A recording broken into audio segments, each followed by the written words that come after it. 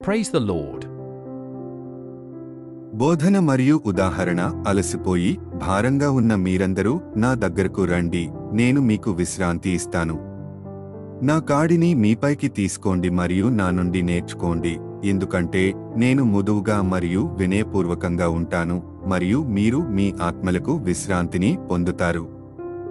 నా కాడి తేలికైనది మరియు నా భారం తేలికైనది. యేసు తన నుండి నేర్చుకోమని మనల్ని ఆహ్వానిస్తున్నాడు. మార్గనిర్దేశం మరియు పాపం నుండి దూరంగా ఉండేలా జీవించే మార్గాన్ని అందిస్తాడు. మత్తయి 11:28-30.